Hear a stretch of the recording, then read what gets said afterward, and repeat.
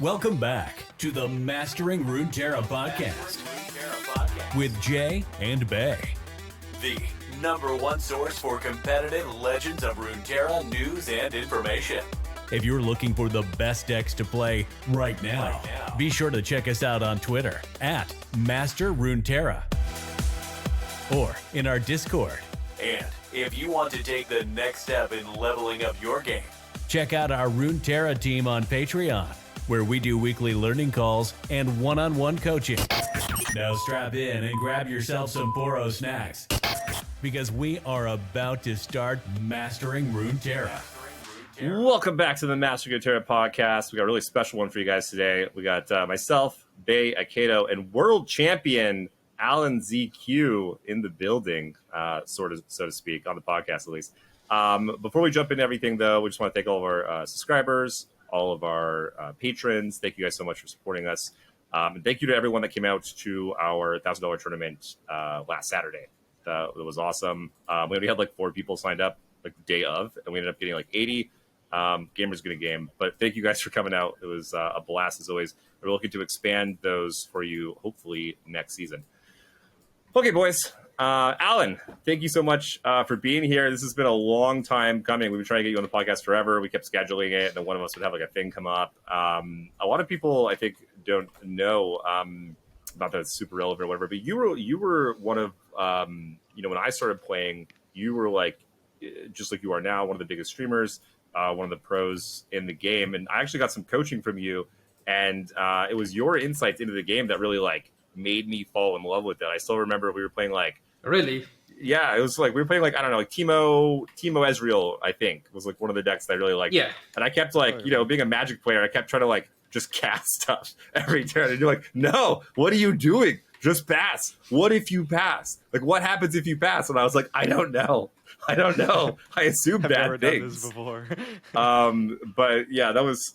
And then you're like, trust me, just pass again, keep passing. See, now we freeze their stuff, now they die. And I was like, wow, and that like blew my little LOR mind at the time. So yeah, thank you so much for being here.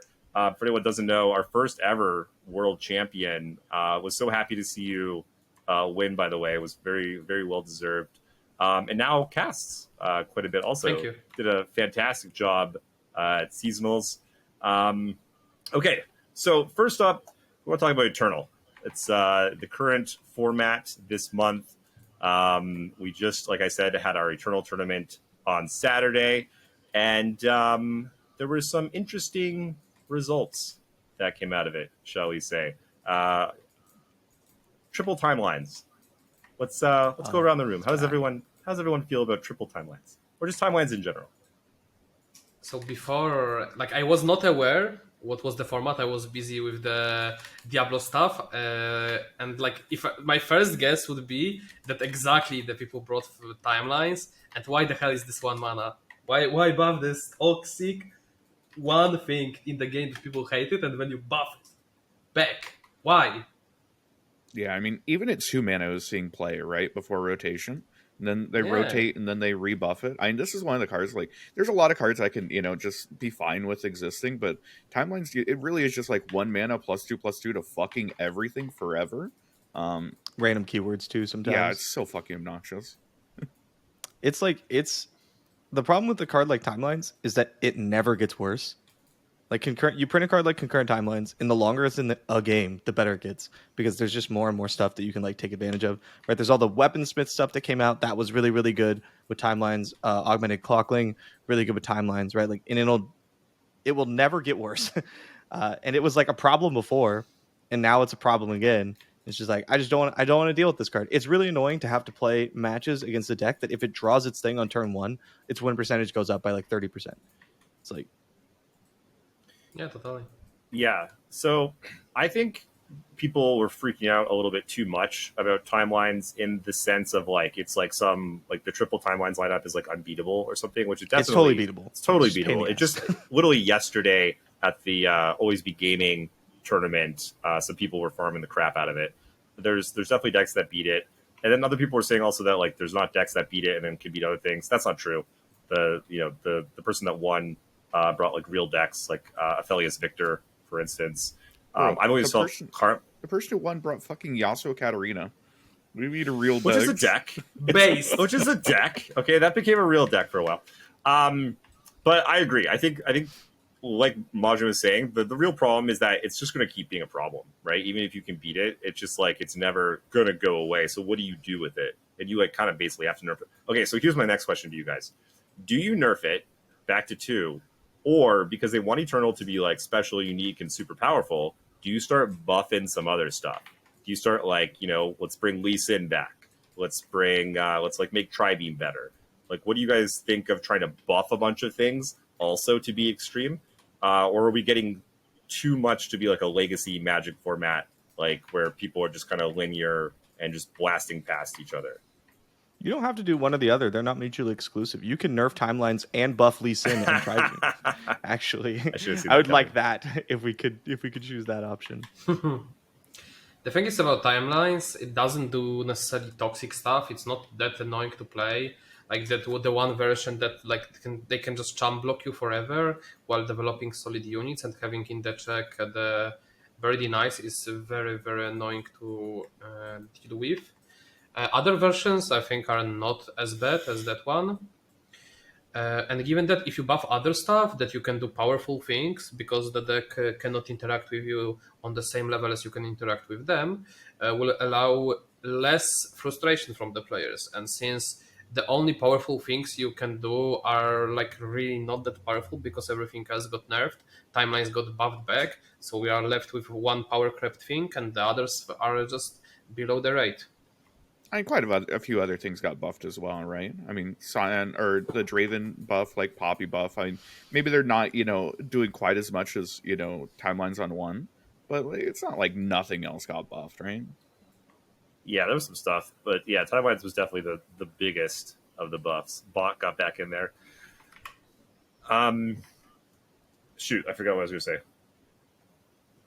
I had a point. I actually think the band. I hate playing against the band one. The Frozen one, I think, is like the easiest to take advantage of, in my opinion. Yeah, because you're playing Ionia decks, probably. Yep. So, yeah, of course it's easiest. When they try to bury to AU and you just deny, and you're like, oh, I guess you lost. Exactly. I don't play units. Units are stinky. But the Bandle one has, 22 points of burn or something. And I've really struggled with decks that are able to put up, super, super above rate threats and then have so much burn that, if you go to 12, you lose the game. And that's what Bandle Timelines feels like if it hits Timelines. And if it doesn't hit Timelines, it's just a super mediocre aggro deck. It's just frustrating. I don't like the swinginess. To be honest, even when it hits Timelines, sometimes it just peters out and doesn't really do a whole lot. And then other times it drops, a 7/7 scout overwhelm bullshit on turn 4, and it's I guess I lose the game. It's such an obnoxious that I don't even know if it's that insanely strong. I think it's good, but it's just frustrating to play and play against. Yeah, I wonder where do you guys think that factors in? Lee Sin was sort of a deck like that. Karma Set is a deck like that. People are complaining a lot about it because they find it very frustrating because they don't realize that they lost the game on turn 7 or 6 or something, and they just haven't died until turn 11. And so decks like that, people find, people being probably not super competitive players, tend to really dislike. Where do you guys think that factors in with a deck that maybe isn't super powerful, but is we're talking about high variance, and that's kind of frustrating to play against? Should that be allowed in the game sometimes, or is that something that should be kind of stamped out? Sometimes, but it should never be the best deck. Is my opinion. I think decks that like Mono Stream or whatever, it's not RNG, but it's when Mono Stream is good, it's miserable. We can all agree that sucks. It is not fun. But when it's tier 2, tier 3, right? Then it's fine. Because it's not super good. So when they do the thing, you're like, oh yeah, they got me. They got to do the thing. But when it's just the best deck, it's so miserable. And it feels the same way with any super high RNG deck, for me at least. But I put a big emphasis on player enjoyment. So if Riot came out and said, I play Karma Set a lot. If they came out and said, hey, people fucking hate Karma Set, we're gonna nerf it, I'd be like, yeah, okay. That sucks for me, but this is what it is. Yeah, I think player experience. There are other Ionia champions you could jump on. It's fine. Are they? Yeah. Is Master E? Yeah, I actually like Yi. I played a decent amount of Yi back in like Same. spooky karma stuff and random things. I had that one viewer deck, E Udyr. It had actually positive win rate on the ladder. I've never seen Like- such a thing.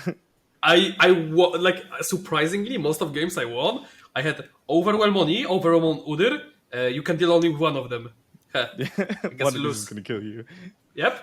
And they can usually just Vengeance 1, Minimorph 1, Palm 1, and like they just fell over. And they can't attack you because they give you free stances and they give you free level up E, so they have to be worried about how they attack. And you are Freljord Ionia. Like imagine you try to attack into Freljord Ionia. Okay, That's a good I'm point. taking notes. Master Okay. E Yeah, no, I'm Udyr, writing that that's going to down. be the Yeah. next OP. Riddle me this. Aren't we basically talking about combo decks? Aren't combo decks basically inherently like, if it does the thing, it goes off and it wins. And if it doesn't do the thing or you kill it faster, then it loses. I mean, Isn't that like basically what Listen- we're talking about here? do you call Timelines a combo deck? Like, what's the Yeah, I would combo? call it a combo deck. It's a one card combo basically. Yeah. It needs units. It does need units. But that's what we're talking about, right? And people hate combo decks in I wouldn't LoR. consider Timelines a combo deck. No, I wouldn't necessarily, but that's essentially what we're talking about is decks that are high variance or have a variance where they do the thing and it's insane and you can't win because duh, or they don't do the thing and they die. That's essentially a combo deck, right? Yeah, kind of. But like, the combo decks we've had in Runeterra have been like some of the most consistent decks in the game. Like Like Lee which? Sin with like Eye of the Dragon, Crescendum. Set Is Karma Lee might be the even a most combo consistent deck, really? Yes, Is that our version? Crescendum deck. it was a Crescendum. It was like a control combo deck. I mean, if we're looking at combo in Runeterra, like there's no like real. We're not playing Dredge. There's no Charbelcher, right? And so I think like the combo decks, they don't have to be high variance. And usually combo decks are balanced because if you combine pressure with disruption, they're not going to be able to go off, or if they have to like get lucky, or it's a lot more difficult. But concurrent timelines, like if they just draw it on one, then like you can't pressure them because their shit's bigger than yours. Yeah. Forever. Yeah, no, for sure. I was more talking about the sediment that we get from players. So, for instance, remember the first time they changed, or they didn't change timelines. They changed the 8 drop. Dreadway. They changed Yeah. Dreadway so that you couldn't have that really crappy combo. It was like a bad combo. The deck had a like under 50% win rate, but because people were like, "Oh, I died on turn 9" or whatever, then Riot changed it. And so like that is kind of sad to me because I like combo decks. I think combo decks are good or fun, even if they're So- shit. I like them. So the problem is the combo deck should be either very inconsistent or hard to pull off, and it shouldn't be that like very good player will win 80% of the time. And again, it should be punishing to play. The perfect example would be like in a reference on Fab playing Kano. It's a perfect combo deck because it's hard to pull off, and you have to be very good player at it. Like I think it's a perfect, like if you would be balancing combo decks, that's how combo deck should be balanced around. So, do you think they should have changed Dreadway? Because that combo was not good and it wasn't consistent. Because sometimes you would just miss. I mean, there are things that you balance based on the strength, and there are some things you balance based on toxicity. And it's still a game that people like play to enjoy, not play to compete. And you don't want to have toxic things in your game because it turns away players. And like if you want to make money, you need to drag players in. Yeah. So, I mean, I guess this is the thing. It's like, where do we draw that? Like, who decides what's toxic? Because I love me some Reddit. Timelines Dreadway. Well, yeah, it's Reddit. It's Reddit, isn't it? I mean, Yeah, yeah, like All right, actually boys, is. we're going on Reddit. We gotta. Yeah, we gotta get get in Surprised there. Karma is not deleted yet. I'm very I surprised. know. I am surprised as well. and if a large portion of the community like just really despises playing against something, like even if it's bad, then like it should probably like get touched in some way, so it's not that way, right? I feel like it has. I feel like they've done a pretty good job of that. Yeah. Basically, everything that's been good or like annoying eventually gets touched. But unrelated, does anyone know where I could buy some Reddit bots? I don't know how that's. Yeah, Reddit bots. totally because I like all of these things. Like I liked Tree, I liked Watcher, I You're- liked you're- Timelines Combo. You're despicable. I like Karma Set right now. I just like doing big stupid things. It's so fun. And as long as it's not, for me, as long as it's not like tier 1 broken stupid, like the Timelines Jedway one was like, oh my god, the deck was bad. And like you didn't even combo. Like you wouldn't like, you know, what was it, like 33% of the time or something? You would like hit it, or 40%. Like the combo wasn't good or consistent. Maybe 50. Anyways, but like still, you know what I mean? Like it was just a crappy combo. But we finally had one. We have one shit combo that if you pull off, you get them. But most of the time they get their teeth knocked in. And then it's like, no, can't do it. Those few times. It's just, I don't know. I like that stuff. Like Tree you could make a different case for. Watcher you could make a different case for. Yeah, Tree was annoying because it shut down. It like literally just shut down some strategies or whatever. But I like stupid combos. Like even in Magic or whatever, like just really bad combos. They're fun. Those for me are fun. So there's gotta be some silent minority like me that actually enjoys this stuff, I would hope. You have to be more active on the Reddit. You have to bring some friends. You have to pick it a bit. I got canceled on there. They don't like me. Oh, yeah. So there you go. There's your answer. Why is no decks like that? Just kidding, Reddit. I love you. I still post on there frequently. Love you guys. Facing Jalorant. New Redditor. Okay, let's talk a little bit more about Eternal, the format. So everyone was super pissed off about rotation, and I was like, you guys need to chill. Like, you're still going to get to play your favorite champs that got rotated. Eternal's going to be really cool. I thought they did a really good job, like, buffing a bunch of cards. Okay, Timeline's kind of like oopsied a little bit, perhaps, but, like, whatever, that's fixable. The format itself, I'm having a blast playing. There's so many decks. It feels like, even though these are all the cards that we played with for forever, up to 2 months ago, it feels like a totally brand new format with like everything's open and wild. And yet everywhere I look, people are hating Eternal. They're mad that they have to play it. They're mad it's a competitive format. I'm like, were you people just pissed off that you couldn't play with all the cards? Like, what is going on here? I don't get it. So what do you guys think of Eternal? What do you guys think of it as a competitive format? I like it. I'm having a good time. I get to play decks that don't have to play units. Okay. I think it's a cool format. I don't think it's a good competitive format, but a casual format, all for it. You don't have resources, like a LoR team doesn't have resources to balance that, and you shouldn't be splitting your attention across two formats, because if you do, then you can bring two shit products instead of one good one. You really think that's the case? You really think it's that hard to balance Standard Eternal? Because I tell you what, yes, hire like 50% of this call, or just ask 50% of this call occasionally what things need to get balanced. We'll probably figure it out pretty fucking quick. Like, it's not that hard, especially with how quickly things change. Like Eternal right now, I think if Timelines wasn't there, what do you guys think? I think it's pretty damn balanced and open. Everything else feels pretty fair and like on a somewhat even plane. No, it feels Again, good. I have to disagree. it's I'm with fun. Alan. I think it's really hard to balance things. Like, there's so many times when I do my like patch wish list or whatever, and I'm like, this needs to be changed because it's not okay. I don't know how I would change it. This is the thing. So this is the thing that people don't, I think, get with balancing. You're not trying to make everything fair all the time, because one, you can't, right? And if you do, that actually sucks. When all of your matches are basically coin flips because everything's even into everything else, that's horrible. I've played Magic formats like that. It's a nightmare, let me tell you. So it's not about that. It's about knocking stuff down that is toxic or too powerful so that the format rotates and you get new fun stuff that bubbles to the surface for another month before you just do it again. That's all you got to do. You just keep stuff coming. You just don't let the Kaizas and the Timelines and the TF Fizzes of the world stick around too long. Even decks I like Karma Set right now. Like, okay, if it's been around too long, get rid of it. Like rotate it, let it come back again later. That's what you need. You need new and fresh, I think. No, I think Eternal as the like open format for once a season is like the sweet spot. I think it'll be really nice to play one Eternal Open and then go back to Standard. It'll be a nice like breath of fresh air. We can all like take a break for like a month and then go back to Standard, and I think that'll be perfect. Yeah, I think it's super reasonable, and I think that like one of the frustration points is just that we're going to have two opens in this Eternal meta, right? So like it kind of multiplies or amplifies like dissatisfaction with the meta, because like I'm not just playing one competitive tournament on this format, right? I'm playing two back to back. So like it's not just one weekend of getting blown out by Timelines. It's going to be two, and I think a lot of people are frustrated with that.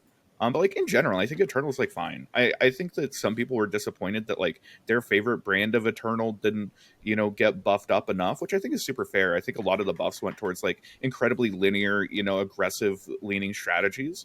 You can look at like Poppy or Draven or Plaza or Timelines. Like there's a lot of like there's a very specific type of card I think that got buffed in Eternal. I think a lot of people are disappointed that like their specific brand of deck isn't broken. Which is like fair. I think it's understandable. But yeah, in general, I think Eternal's like fine, and it'll probably be better in the future when we only have to play one tournament on it. Yeah, that's a good point with the linear strategies cutting into buffs. That's never fun, right? When formats are a bunch of like the best decks are all super linear. I hate those formats. Like, we just ships of the night, like who did their thing fastest and more powerful. I gotta say though, what's with not liking 2 opens? All I want is like more tournaments and more stuff. Yeah, I'm happy with 2 opens. I think he's just saying that if you don't want to play the format, it's miserable. And it exacerbates issues because if you're like, okay, concurrent timelines is a problem, but you're like, but I only have to play on Saturday, and then I'm going back to standard, so like I'm not really gonna make a big deal about it. But if you're like, okay, it's gonna ruin like the next 2 opens, not ruin. I honestly like I hate concurrent timelines. Is like Eternal unplayable with it in the format? No, it's just like. It's just kind of annoying to deal with. So it's like, it makes issues seem bigger because you're like, please fix before I have to like fight for world points or whatever on these 2 tournaments. Yeah. So this is a good segue then into, I want to talk about the actual, now that we're getting towards the end of the first competitive season, what you guys think about the format, how things have gone, things you like, things you didn't like. But Majin, you've had to play a lot of standard still because you're still climbing the standard ladder trying to get points. How's standard right now? I have zero idea what is actually even good or happening, or I have no idea. The normal stuff that was good before is still good. Condense is busted, but like people aren't playing standard, so no one like knows yet. Which version of Condense? Any of them really? Like, I don't know. I think the broad main one is probably like less good. It's less good in standard than it is in Eternal. And also like Really? set karma. Yeah, and set karma is like a real thing in standard. And if you run into set karma, like that matchup sucks because you can't get aloof. I feel like Condense Breedman with Anikat, I just can't lose on this deck. This deck is so goddamn powerful. I can do anything I want. Like, opponent can't do it, play the game. I have the aggro plan, I have the mid-range plan, I have the late game plan. Like, it's such a good deck, and I never run out of cards. It's insane how strong is this deck. I didn't play for, since Eternal came out, but, like, this deck is such a powerhouse. No, I played it in Eternal, and in the standard Condense, yes, without the Katarina. Yeah, I think losing Katarina and losing Pokestick like matters a lot to that type of deck. That's it. I mean, even in Eternal, like any cat feels hell. I haven't played a ton of it, but playing against it, I like crush it every fucking time. It might just be people being bad, but like I don't know about that. Oh, it's you say you crush crush it every time? Yeah. It's a hard deck to you play. said you crush it every time? Yeah. But I mean it is tough, like Alan says, because if you just use your resources wrong, if you kill something that doesn't matter, then you die to something that does, right? Yeah. People ping things that completely don't matter, and they don't save pings for phase when they realize this is the time to accumulate burn for phase. Like, you have to distinguish the difference where it's over to fight for board and it's time to fight for HP of Nexus. Have you guys seen you guys who have seen the Shelly condensed deck, right? Yeah. It's like Nora, Fizz, whatever. Pie toss. You go Shelly, condense Shelly, and then you just that whole deck is legal in standard, except for Pokestick. The entire deck.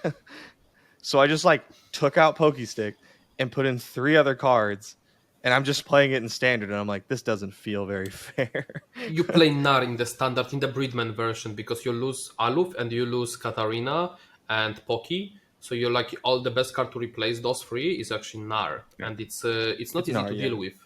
Mm-hmm. Yeah, I think Nar's solid. Losing Aloof is kind of rough, and like losing Aloof and you gain a really bad matchup in like set karma makes it a little more. It's not a difficult bad in standard. matchup. It's actually a decent matchup. Mm-hmm. Okay, Really? I like it. How do you Yeah. how do you like ever end the game? You accumulate burn. Like you have very very good fighting for the board early, and they have to use very inefficient removal. Like Clocklink is amazing.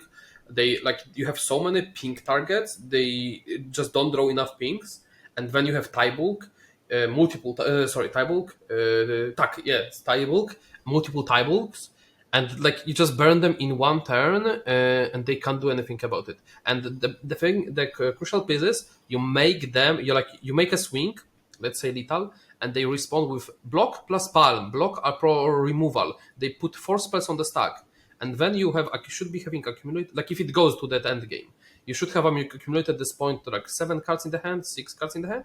You kill them on the stack where they don't get to interact with you anymore because they had to play spells on the stack to defend themselves, and they put like between 2 to 4 spells on the stack because of the karma. Assuming karma is on board. If they don't have karma, it's just they can't win ever.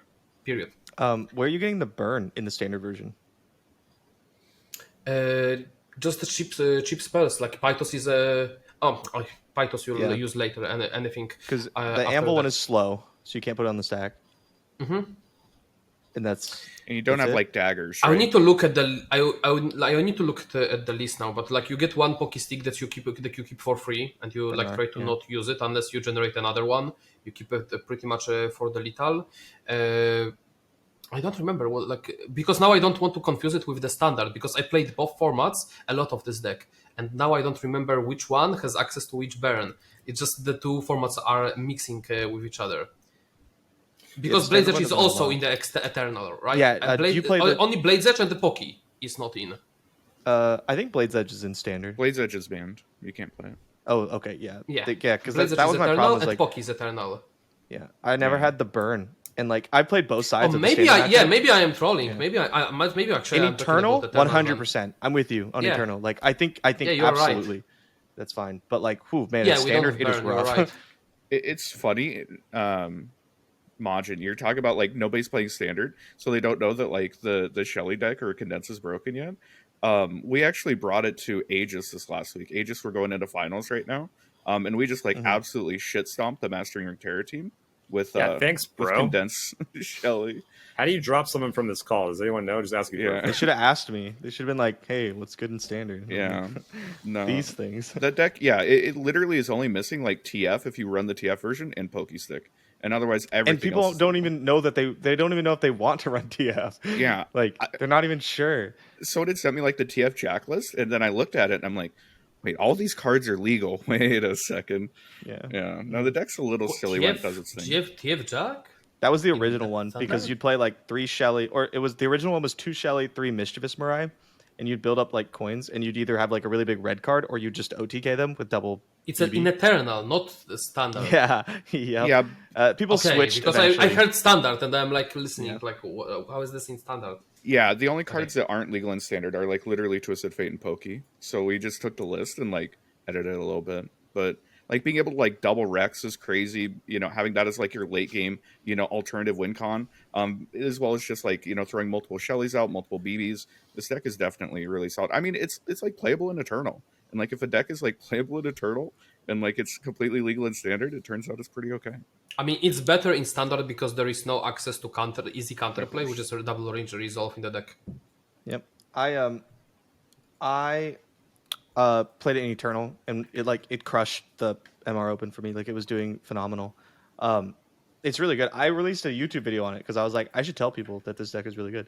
So like my YouTube video is titled like the best deck in standard in Eternal, and I was like, surely this is gonna like blow up, and I'm gonna see this deck everywhere. And the video bombed, and I still don't see people playing it. They will now. It's like I tried, guys.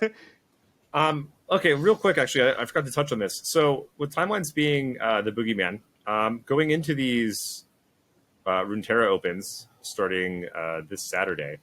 What are you guys thinking? Would you just bring Timelines? Would you like try to soft counter, just kind of try to be good in Timelines and still good into other stuff, which it seems like you can do. I think there's also, some basis for having like 2 decks that are decent in Timelines and then maybe just a Timelines deck yourself. What are you guys thinking? My plan is just like, so I think everyone should figure out like what Timelines version is best into their lineups. Like if you have like a Targon deck with healing and you build up a Felios Victor board or whatever, then you probably don't want to play against the Freljord one. you'd probably rather play against the Bandle one with burn. But if you're playing decks like mine that don't care about having units on board and stuff like that, and they're going to take damage early and maybe don't have healing, then you're going to want to ban the Bandle one. And I think after that, you don't need to have too much of a plan for concurrent timelines. I think usually there's going to be one version. It's probably either the Freljord or the Bandle City one that's going to be very good into you. And you should probably just get rid of that and then play the other one. And it's probably going to be okay. Like I think I played I played a match where my timelines opponent just had timelines on one both times and I 2-0'd. You know, you could absolutely do that. I don't think it's must bring, must ban. I think it's very good, but I don't think it's must bring, must ban. Yeah. No, I think it's strong, and like I definitely prefer not to bring. I was playing it like all last night because I'm like, I have to try this deck out. You know, if it's really as broken as everyone says, then like I have to play it. And I was trying it, and I'm like, this deck's kind of mid sometimes. Like it just putters out. It just doesn't get there, you know? Yeah, I think the deck's like probably beatable. I'm probably just gonna like close my eyes and, you know, just try to be fine into it, you know, and not just not worry about it too much. But, you know, I don't know if that's the best strat or not. Alan, are you playing in these opens? No, I won't be playing. I don't enjoy Eternal as a competitive, so like I'm like if I would be asked to cast out cards, but I'm not gonna play because that's like unless they balance it properly, which I don't think they will. I just don't want to play this format. It's fun to play, it's fun to cast, it's fun to make content of, but it's not fun to compete for me. Yeah, fair enough. Okay, so that's a good segue into I want to get everyone's thoughts on the current competitive season and organized play and like the way things are set up. Because one of the issues I guess that I think maybe got overlooked a little bit is the way that these points are working with the ladder. Like Majin having to play the standard ladder right now when it's like basically Eternal season, and anyone else having to do that, it feels like a bit of a mismatch. Kind of like maybe they could have just locked points in at the end of the second month and then maybe given more points for the Eternal or something. I don't really know. I'm not a huge fan of that part of it. Everything else though I really like. I like having a tournament every month. I like that we get both formats. I like that you can have consistent like it rewards consistency for qualifying for Worlds, which I think once we see everything that's happening in Worlds, the stuff we already know is really cool. You know, having the cross shard play right away, like Worlds seems like it's going to be an absolute banger. So yeah, give me your guys' thoughts. What are the things? Start with the stuff you like, and then give me the stuff you think maybe needs a little tweak. Let's go with you, Alan. Let's start with Alan first. Regarding the ladder points and the system, I'm not sure. I didn't give it a thought before. I didn't like. It never crossed my mind that the ladder points for standard are still ongoing and they're not like sent out based on the performance during the like standard season, because now we can actually call it like it's Eternal season.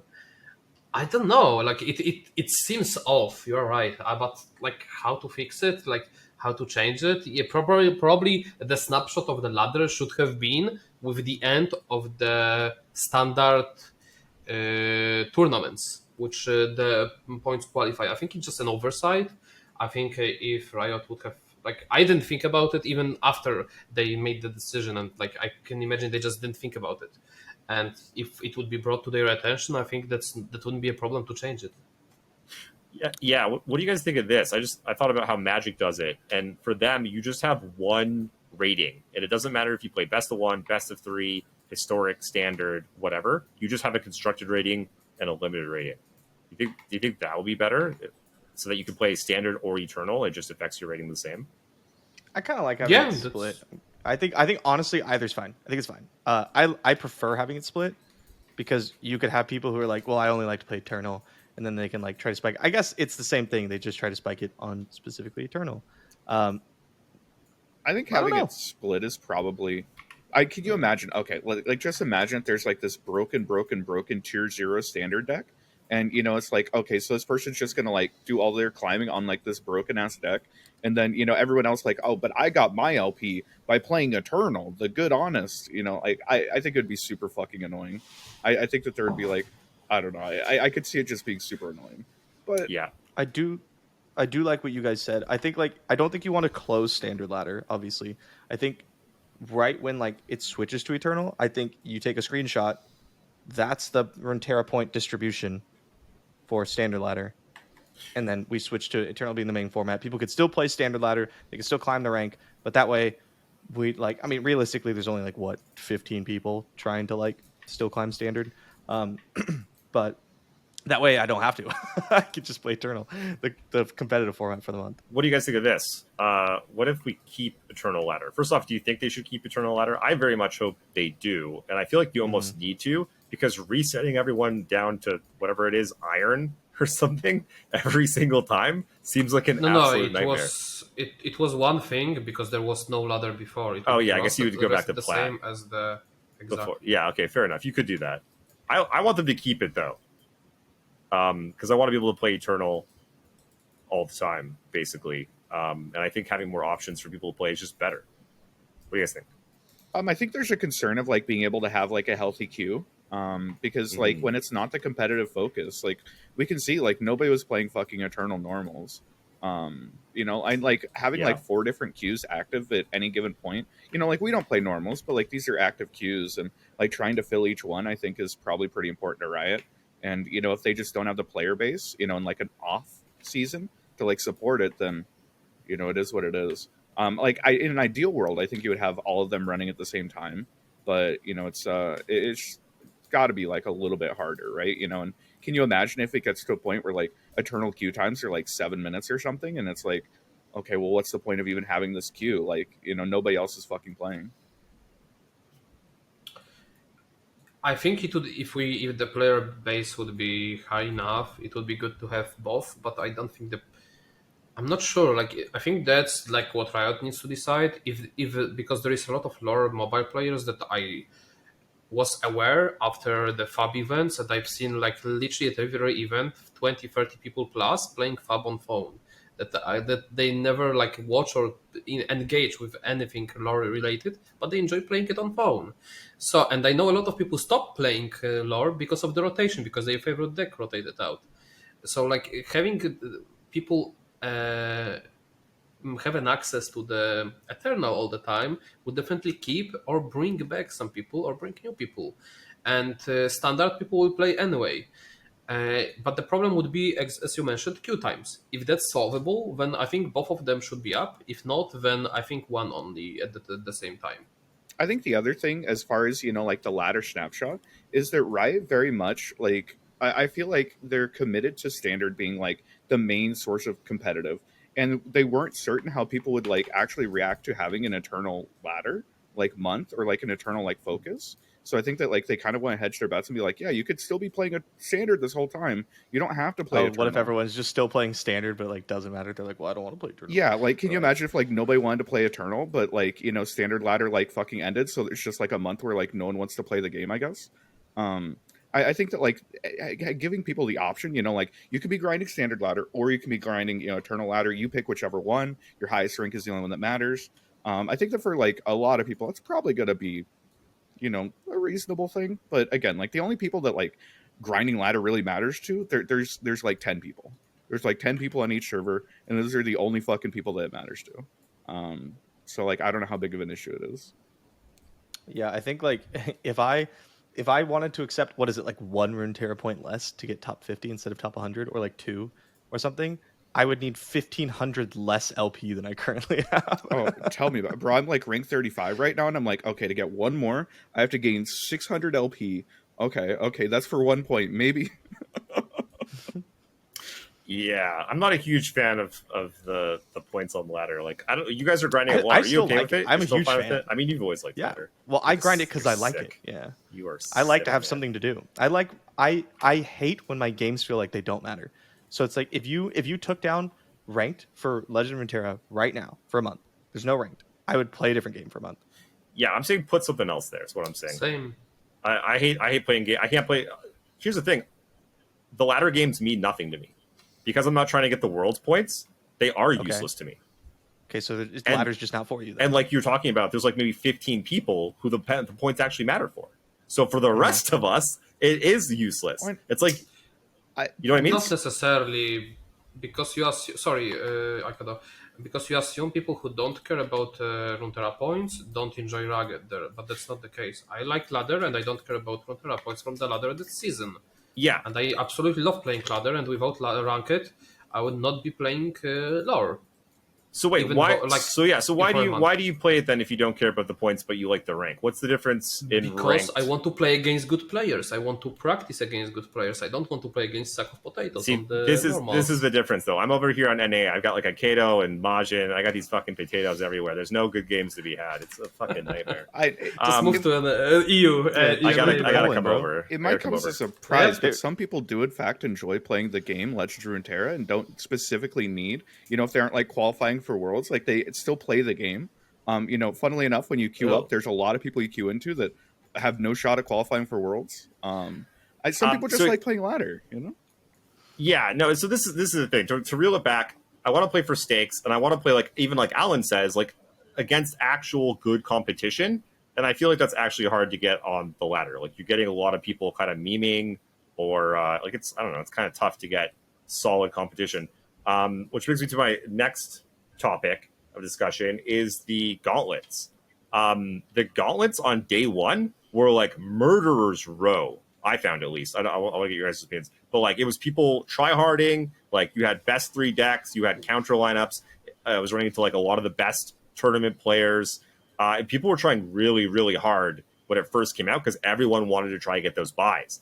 Now that a lot of people have the buys, I'm queuing into people with like decks that I've never even heard of. I've thought of putting together like actual just meme decks in like ruthless rumbles. And so I don't know. One, I think they need to put more stuff at the end for people to keep tryharding once you get past the 2 buys. Yeah, okay, that was actually the only point I had that. And 2, No, I would like that. Yeah. yeah, because I mean, like there's no reason to keep playing after that. I want to keep playing those. I really like them, but there's not more stuff. So I think they need to put more stuff down there. Cool, unique skins, pets with unique stuff. I was curious, have you guys been playing any of the gauntlets or anything, and have you noticed the same? I was curious if it was just my experience. I played like 8 hours of free build for one day. That was really fun. That looked cool. But other than that, no, because like I hit my 2 buys and I was like, okay. you And stopped doing it. I enjoy ladder. And you need the ladder. So I would just rather play ladder. I think I've had 2 Yeah, buys same. since like literally the end of the first open. Like I got so many trophies from my open that like I just Like Top Cut. Yeah. So I haven't played it much. I was playing it like relatively because I wanted to finish the track, but then they changed it to where like, they had multiple of these Ruthless Rumbles, and then like they also had you can buy back into everything anytime you want. And at some point I'm just like, I don't know, bro. It's so fucking easy to get all your trophies. Like I'm just not invested anymore. You could probably get both Prime Glories now on the first weekend. Yeah. So okay. So what do you guys think of this? Now that you can play as much as you want, should they be pushing the buys farther back? I don't think and making them harder to grind. That would be so bad for. Wouldn't that feel terrible? Like, okay, not I need to. People talk about not wanting to play, like 11-hour seasonals or whatever, but instead you want me to go in on the Ruthless Rumble weekend and fucking grind for 20 hours. I mean, I will, but like, is that really what you want? Do you want me to have to fucking grind for 20 hours to get my 2 buys? Well, I think that there shouldn't be any buys, and the gauntlets should be just reworked as if they've seen the track of the traffic of the players playing free build. They see that that's maybe not necessarily a competitive format, but more a casual format and for fun format. And if they lean towards that, that might see more recipients than because it's not working out as a competitive format. And I don't think it should be within biases at all.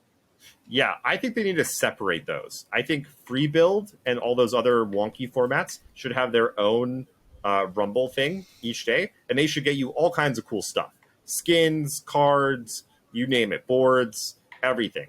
And then there should be a competitive one that gets you stuff like buys, and I don't really know what else. Because having those together feels like a bit of a mismatch to me, right? Having anything that's not a competitive format in the competitive landscape, like, I don't know, doesn't make a lot of sense. I think there's something cool about like the first couple weeks where like you are grinding against like other really good players, because there's 100% MMR in these rumbles, and like no one at Riot has admitted it. There's MMR. I guarantee you there's MMR. And it was fun to like play against like a bunch of other really good players because you're all fighting for the same trophies. There's something cool there, right? And then I think that because there is so much access to trophies, by the time later on in the season we get around to, you know, these like free build or like singleton things, they don't matter as much because everyone who has their trophies already has their trophies, right? It doesn't matter if this is like the competitive format or whatever. Everyone has their trophies, so let people have fun. So I'm saying still have it. I still want it. I didn't even play it, and I still want it to stay because it looks super cool. But like for the first week or whatever of this season, I wanted to be playing Best of 3 Eternal, and I couldn't. That was my issue with it. So just have both. Let me play Best of 3 Eternal and have the super fun one for everyone else. There's Best of 3 Eternal right now. Are you playing it?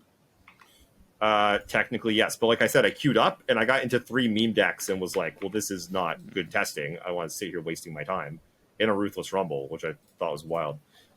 Okay, to bring it home, we're gonna wrap stuff up here. What do you guys think? I want to get your thoughts because you're world champion. What do you think of the current path to qualify for Worlds and it being quite a bit more difficult, sort of than usual? Well, I don't know if it's more difficult or just different. But what do you think of the current path to Worlds? I think it's very good.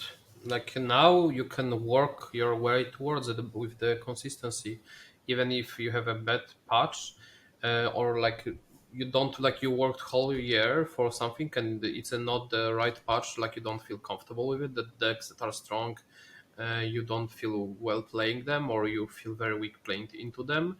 You do not get completely screwed by that. And on the other hand, you can work for the spot entire year, and you can just qualify and play the Worlds, and you have more. Yeah, fair enough. I'm a big fan of this one. So last one was kind of weird because you could like if you're a top level player last year, you could guarantee your spot in Worlds by just playing ladder. So like I sweat my Worlds qualification for exactly 0 days because I was like, I'm just going to top 3 twice and I'm just not going to worry about it.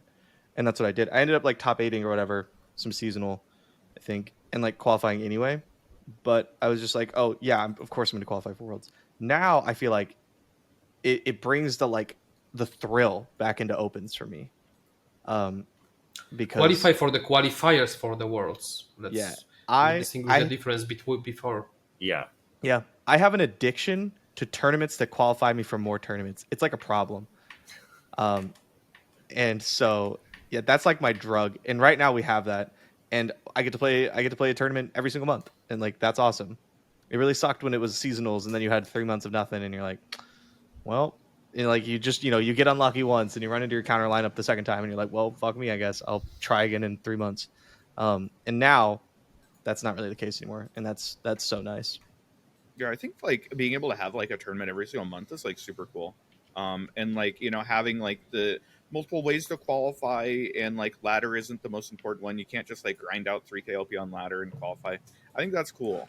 I do think that like the limited spots is like, I think that the closer we get, there's going to be a lot of people who are, getting wake-up calls because they think they'll just qualify for Worlds, and they're not going to qualify for Worlds because it's really, really, really, really, really fucking hard to qualify for Worlds this time. But I think we both top cut both the Opens, and I'm not close to being in that, to getting one of those spots. So I top forward and I top 64. Mm-hmm. So like if it cut off right now, I think I'm like third. I think I'm getting in literally number 3. Only because like Card Gamer hasn't been playing ladder at all. He might be playing more Eternal. But like Card Gamer and Chekhov just like haven't. So like I sneak in on points because I got that top 4. But like, I need to do well in these upcoming Opens. Like it's rough. I think like in the old system, like as long as you were a consistent player, you would probably get your like Worlds qualification play. Yeah, like it wasn't really if you put in the time. Absolutely. Yeah. And I say this as somebody who didn't get one last year, so fuck me. But it's I think that the new system, I think the closer we get to the end of the year, there's going to be more talks about like this shit's really fucking hard. But yeah, I was consistently shocked. Sorry, Jason. That's okay. Go. I was consistently shocked to not see you like grinding ladder last year, because I would go into your stream and you're like memeing on ladder, and I was like, bro, you can't do this. We have 1 seasonals left. You're not locked yet. I topped 3 of the 4 seasonals I topped 3 of the 4, and I still didn't make it. I got scammed because they took away one of my tops because some other people fucking DC'd, not me. I didn't get free wins. They scammed one of those. I casted another one, and then I top got the 3rd, and I fucking missed by like 1 point. A fucking donut got in right over me. Brutal. Oh my god. Fucking donut. Okay, last thing. I'm really happy with the new Riot Opens. Like the fact that you can play on your own time is like very convenient. I like that they're open to everyone. But the one thing they are missing is that kind of sense of like community. Like everyone kind of just does it at their own time. A lot of people don't even stream it anymore. And it's like sometimes they kind of feel like they just come and go without even like people even sort of realizing it. Like for the Worlds one, we had coverage, but for the Opens, we're not going to have coverage, or we'll have community coverage, I guess. And I don't know, it feels less special in a way. I guess the Worlds one was still pretty awesome, because we had coverage for that. Yeah, the Worlds one's sick.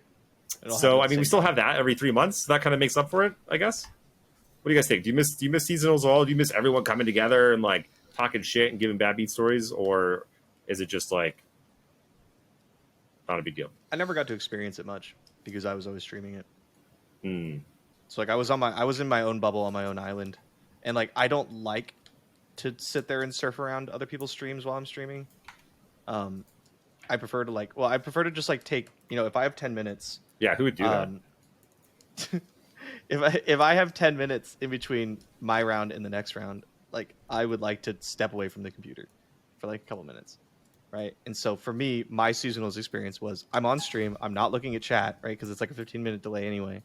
So I'm just like playing my game. Okay, I won or I lost.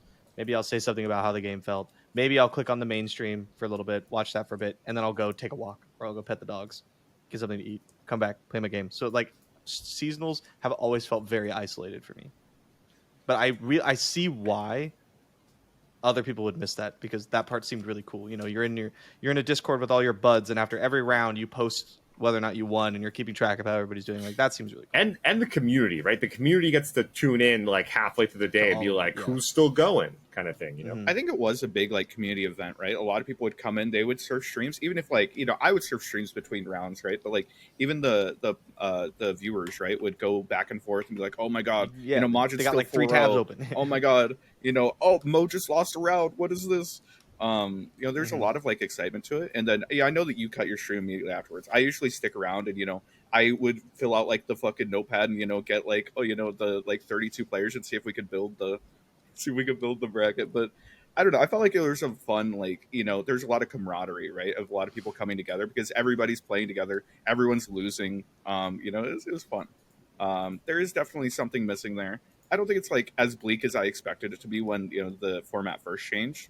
But yeah, there's definitely something a little bit missing there. Alan, what do you think? Do you miss seasonals at all? From the perspective of like the community, I have still the same experience. People hanging out in my chat, so it's like people who compete and do well or do not do well. So like I still have the same sense unless I'm casting. But like it felt like seasons felt like more of a stakes, so people were more emotional than during the Runeterra Open. Yeah. In the contrary to Worlds, like I think Worlds qualifiers are on the same level as seasonals, like based on what I've seen and how people react. Runeterra Opens are more like now people take it more lightly because they don't realize that they need the points. They might need to go for the full year points, not just I'm gonna qualify with this season. It's just that easy, and they just take it lightly. If it's better or worse, I think it's better for game in terms of coverage. Again, it's resources. Like you have to manage the budget you are granted within the team without reasons, and like I'd rather have Worlds have bigger prize pool and have less coverage for less important events and have them for the important ones like World Qualifiers and that's better for players, that's better for people watching, and it makes also like World Qualifiers more special because it's rarer. If you would have a coverage for every single month, they would feel less special. So I think we get to appreciate those more because it's less often. Yeah, that's those are some really good points. I didn't think about that. It definitely things get diluted if you're doing them too much, and they definitely do feel more special when they come around less often. And I really hope that the prize pool for Worlds gets a bump this year. It's already looking amazing just from the format and the way everything's set up. The winner getting their own card, I think. Is that how that works? And so, yeah, if the prize pool is also bumping, like, man, that's going to be the best tournament of all time. Okay, any final words, any thoughts anyone has before we wrap up? Yeah, with the new... Oh, go ahead. Delete timelines. Delete timelines. I just want to say that, like, with the new Worlds prize of a winner getting their card, wouldn't that suck so much to have previously won Worlds and like not get a card? Wouldn't that be so awful? What? He has a card. What are you talking about? His whole trophy's a card. That is one of the coolest trophies I've actually ever seen. I think that thing is so cool. You like, they sent the picture and I was like, fuck me, I should have tried harder. And I tried really hard already. I'm really proud of that one. But you know what sucks also? When they announced that previous World Champ auto qualifies. Yep. They didn't give you an invite. That's a grain of salt. There is a grain of salt. That's okay. I mean, I am full understanding. It's okay. If you I'm not a person that like I enjoy freebies. If I want to qualify, I will qualify. Mm-hmm. So it just depends if I enjoy competing more, if I enjoy casting more, if I get to do casting. Because right now I'm just like trying myself out to see what's more fun and what people enjoy more. Because like it's barely ever seen that people who has clue, like real clue about the game and decision making and stuff, cast, because they usually play instead of doing the casting, because like it's not easy to do both or have talent to do both, like especially like my first language is not English, so it's also harder, but streaming obviously helps. So I'm trying to just figure out what's the better. Yeah, for sure. Okay, everyone. Well, that's it for us. We're going to wrap it up here. We'll see you guys again. I think later this week, actually, we'll have another one that's probably a little bit more dedicated to some Eternal strategy and focus stuff before the Open. Yes, look for that coming probably Thursday night, Friday. Alan, thank you so much for joining us. Thanks for having me. It's been a blast. It's been a pleasure. We'll have to have you on again for sure. And if any of you guys not already subscribed to Alan or watching him, go check him out on Twitch. I don't know how that's possible, but who knows? Maybe there's one or two people out there. All right. We're out of here. See you guys later. Peace. You ready for this? We're going to have a good one today. Yeah. You said surprise guest? What's up with that? Oh, yeah. No, I was lying. I just wanted you guys to actually show up. Wow. Okay, I see how it is. Probably. Okay, so Aikado and I got here before you guys, so we had some ground rules to go over. The first one was the podcast needs to be cool and fun, so no flesh and blood talking about. That was actually all that's as far as we got. Okay, yeah. Just for nationals. I don't even go for big you magic have to tournaments. fly from NA to NA to compete. That's really uncomfortable. I'm in Vancouver. I have to go from Vancouver to Toronto. It's literally like it's across your country like about 100 times. I don't know if you know how geography works. I do, but I have to fly to NA to compete from Europe.